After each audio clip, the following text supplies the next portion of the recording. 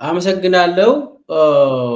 እዛው ከማይክሮ ማክሮ ኢኮኖሚክስ ቀውሱ ሳንወርድ የጦርነት ጉዳይ አንስተሃል። ኢትዮጵያ አሁን የዎር ኢኮኖሚ ነው።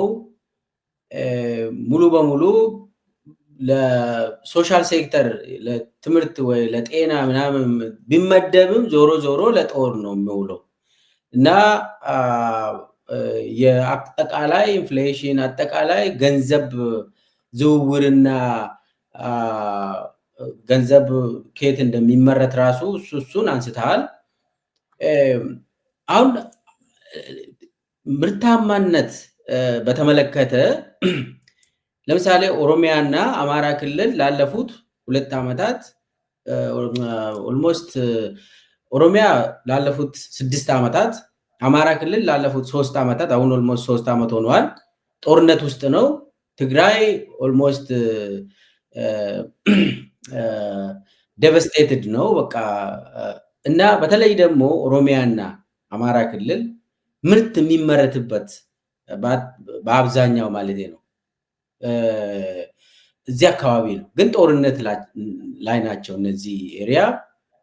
እንዳውም አንዳንድ ቦታ ደግሞ በቆሎ እንኳን እንዳይመረት ለምን ለኦኤልኤ ጫካ ነው ለፋኖ ጫካ ነው ተብሎ በቆሎ ሰው እንዳያመርት ተደርጎ ሰሞኑን ደግሞ የምናየው ምርቶችን ማቃጠል ሁሉ ደርሷል። ህገወጥ ናቸው ብሎ ያቃጥላሉ። እንደው ህገወጥ ናቸው ብለህ እንኳን ከያዝክ ለምንድን ነው የምታቃጥለው? አሁን ጉጂ ውስጥ ሞተር ሳይክል የሚባል አቃጥሎ ጨረሱ። ምዕራብ ሸዋ፣ ወለጋ፣ አርሲ ውስጥ አሁን ደግሞ ሞተር ሳይክል የግለሰብ አቃጥሎ አሁን አማራ ክልልም ተመሳሳይ ነገር እያደረጉ ነው። ትናንትና ያየሁት ኢሉባቦር ውስጥ ቡናን ያዝን ብሎ ቡናው ላይ ጋዝ አርከፍክፎ አቃጥሉ።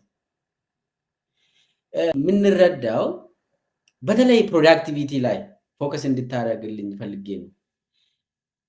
እንዳይመረት እየተደረገ እድገት የሚመጣ ነገር አለ። ይሄ የማሞ ቂሉ መንግስት ነው። መሰረተ ትምህርት ድሮ ስናስተምር ሚልኬሳ አንተ አልደረስክበትም። አንድ ካራክተር ነበር ማሞ ቂሉ ይባላል እና ሞኝ ነው ያ ካራክተር እና ይሄን መንግስት ሳየው ያንን አስታውሳለሁ። እነዚህ ሰዎች ምንም የማያውቁ አካውንታቢሊቲ የሌለው ማንም ሰው የፈለገውን የሚያደርግ የነሱ ኢንፍራስትራክቸር ከላይ እስከታች ኮራፕት ሰው ገለ ማትጠየቅበት ንብረት አቃጥለ እንደዚህ አውድመ ማትጠየቅበት ሀገር ነው የሆነው ኢትዮጵያ። እንደዚህ እያደረግ ስለ ኢኮኖሚ እድገት እንዴት ታወራለህ? ኢኮኖሚ እኔ ሁልጊዜ የምናገረዋን ነገር አለ ዶክተር መልኬሳ፣ ኮንትሮባንድ የሚባል ነገር አለ ኢትዮጵያ ውስጥ ከደርግ ዘመን ጀምሮ። ኮንትሮባንድ እነሱ የሚሉት ሊጋል የሆነ እቃ ድረግ ምናምን፣ ይሄ ኢሊሲት ድረግስ ምናምን አይደለም የምንናገረው፣ ጨውና በርበሬ ማለት ነው። በተለይ አሁን ቡና ኦኬ፣ እንደዚህ አይነት ነገሮች ለምሳሌ አንተ አርባ ምንጭ የምትኖር ከሆነ ቡና ርካሽ ነው። እዛ ትንሽ ቡና ገዝተህ ወደ አዳማ መውሰድ ከፈለክ መንገድ ላይ ይወስዱብሃል። ድሮ እኔ ሳውቀው እንደዛ ነበር፣ አሁን የባሰ ይመስለኛል። ዋይ ለምን ብለህ እስኪ ራስህን ጠይቅ። ቡና ህጋዊ ምርት ነው። በገንዘብህ ነው የገዛው፣ አልዘረፍክም። አንተ ለኮንሰምፕሽን ብቻ የገዛውን ቡና የአምስት የአስር ብር ቡና በድሮ ብር እስኪ እንበል አሁን 200 300 እንበል፣ ለምን ይወስዱብሃል መንገድ ላይ? ያ ነገር ለምን ቀጠለ? አሁን ጥያቄ እሱ ነው። ዋይ የኢኮኖሚ እንቅስቃሴ እንዴት ሊኖር ይችላል በዚህ አይነት ሁኔታ? ኬላ 10 ኬላ 20 ኬላ 100 ኪሎ ሜትር ለመሄድ አቁመ ሰውን የምትዘርፍ ከሆነ እንደ መንግስት ይሄንን ሊጋላይዝ አድርገህ ቀረጥ ከመቀበል ንብረቱን ትወርሳለህ። የሰውን ንብረት እንዳለ ትወስዳለህ። ዋይ ትርፉ ምንድን ነው ብዬ ትርፉን አጣው። አውርቼ አስቤበት ይሄ ለምን ይደረጋል የሚለው ነገር ሊገባኝ አልቻለም እስካሁን። እና ያደርጉታል። አሁን እንዳየነው ያቃጥላሉ። አሁን አሜሪካ ውስጥ ዋሽንግተን ዲሲ እና ዳላስ የዕቃ ዋጋ በአብዛኛው እኩል ነው። ለምንድን ነው እኩል የሆነው? የጨው ዋጋ ዋሽንግተን ዲሲ ውድ ከሆነ ከዳላስ ተገዝቶ ወደዛ ይጓዛል። and vice versa so ዋጋው እኩል ይሆናል ማለት ነው። በኢኮኖሚክስ the law of one price እንለዋለን። purchasing power parity ሀገር ውስጥም ይሰራል። ፐርፌክት ፒፒፒ ባይኖር ዋጋዎች ይስተካከላሉ። ዋጋ ከተስተካከለ የቡና ዋጋ 40 ምንጭ ወይንም ነቀምቴና አዳማ አንድ ከሆነ አንተ ከነቀምቴ ወደ አዳማ የምትሄድ ከሆነ ለምን ትገዛለህ? ከዛ አዳማ ስትመጣ አትገዛም፣ ዋጋው አንድ ከሆነ። ሰው እንደዚህ አለማሰብ፣ ዝም ብሎ በፊት የሚሰራውን ነገር እንዲሁ በደመነፍስ መከተል የሚሉት ነገር አለ። የአንድ ሀገር ኢኮኖሚ የሚያድገው ፕራይመሪሊ ጦርነቱ እንዳለው ነው። ዶክተር ሚልኬሳ ኢኮኖሚክ ፍሪደም የኢኮኖሚ ነፃነት ሲኖር ነው።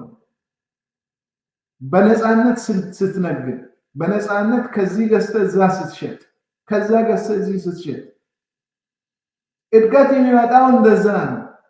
የሰውን ኑሮ የሚቀይረው መንግስት አይደለም። መንግስት ማድረግ የሚችለው ምንድነው? ለንግድ ለኢኮኖሚ ሁኔታዎችን ማመቻቸት ነው። ሊጋል ሲስተሙ እንዲሰራ ማድረግ ነው። ኮንትራክትን ኢንፎርስ ማድረግ፣ እነዚህ የመንግስት ስራዎች ናቸው። የሰውን ደህንነት መጠበቅ። ከዛ ባለፈ በኢኮኖሚ ውስጥ መንግስት የሆነ ድርሻ አለው። በተለይ ድሃ ሀገር እንደ ኢትዮጵያ መንገድ መስራት፣ ትምህርት ቤት መስራት፣ ድልድይ መስራት፣ እነዚህ ነገሮች ፐብሊክ ጉድስ የምንላቸው መንግስት መስራት አለበት። ምክንያቱም አንደኛ ብዙ ገንዘብ ይፈልጋሉ። እንደዛ አይነት ገንዘብ ያለው ሰው የለም። ሁለተኛ ደግሞ ሰርተህም ገንዘብህን መልሰህ ማግኘት አትችልም። መንገድ ከሰራ ማንም ይነዳበታል። እንዴት አድርገህ ነው ኢንቨስትመንትህን ሪኩፕ ማድረግ አትችልም። እነዚህ ፐብሊክ ጉድስ በገንዘብ በመንግስት መደገፍ አለባቸው። በመንግስት ኮንትራክት መሰራት አለባቸው። ያንን ሪኮግናይዝ እናደርጋለን። ግን መንግስት ጨውና በርበሬ ንግድ ውስጥ ምን ይሰራል? ኢትዮጵያ ውስጥ አሁን ያለው ይሄ ነው። አሁን ወደ አርሲና ባሌ የሆነው ነገር ምንድን ነው? ስንዴ እንጂ ገብስ አትዙ። አሁን የስንዴ ዋጋ ከገብስ ዋጋ ቀንሷል። ገብስ ድሮ ርካሽ ነበር። አሁን ገብስ ውድ ነው። አምርተህ ከዛ በኋላ መንግስት በቅናሽ ዋጋ ነው የሚገዛ። ኢንሴንቲቭ አለ። አሁን ኔክስት ይር እንደዚህ ለማምረት በግማሽ ዋጋ እየሸጥ ከተማ ትገባለህ።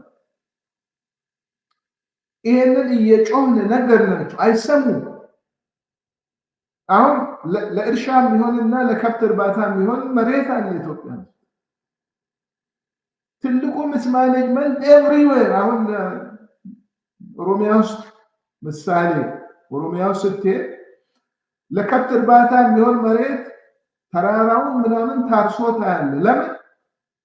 ለምን መሬት ለጓደኞቻቸው ለምን ለጅቡቲ ፕሬዝዳንት ሁሉ ተሰጥቷል እኮ ኦሮሚያ መሬት አንድ ጊዜ። ሰው የሀገር ሰው ምን ያደርጋል? መቃብር ስር ይቆፍራል። ኢኮኖሚክ ሚስማኔጅመንት ኢትዮጵያ ውስጥ በከፍተኛ ደረጃ ነው እና ይሄ ያለ ፕሮዳክቲቪቲ መጨመር አይችልም።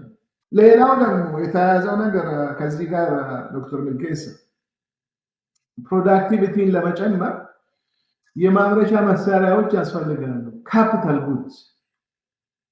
ኢትዮጵያ ግን ኢንቨስት የምታደርገው አሁን ካፒታል ጉድስ ላይ ሳይሆን ብልጭልጭ የመንገድ ፕሮጀክቶች ላይ ነው። እነዚህ ለግዠሪዎች ናቸው።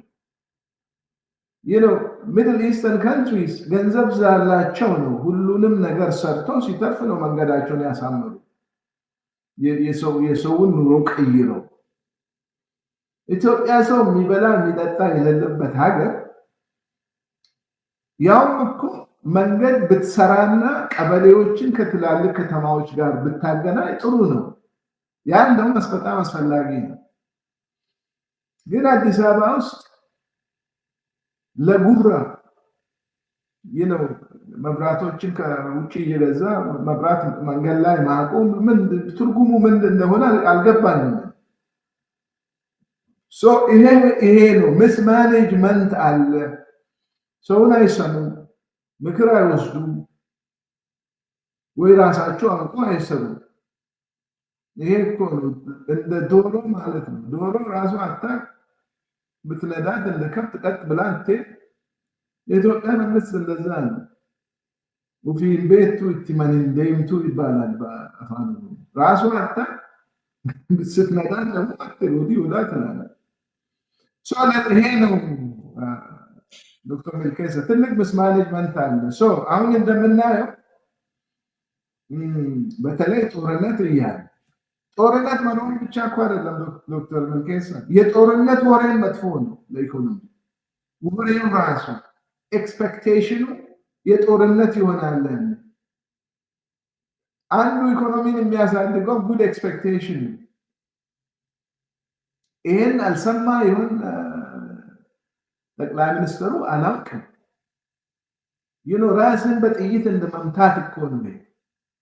ስለ ኤርትራ ስለ አሰብ ወሬ ማውራት አሁን ኢኮኖሚው ላይ አድቨርስ ኢፌክት አለ፣ መጥፎ የሆነ ተጽዕኖ አለው ምርትና ምርታማነት ላይ። ሰዎች ይህን እየሰሙ ኢትዮጵያ ውስጥ መቼም ኢንቨስት አያደርጉም። ፎሬን ዳይሬክት ኢንቨስትመንት ቆሟል ማለት ትችላለህ። ሀገር ደግሞ ያለ ኢንቨስትመንት አያድግም። ኢትዮጵያ ውስጥ በቂ ቁጠባ የለም ሀገር ውስጥ።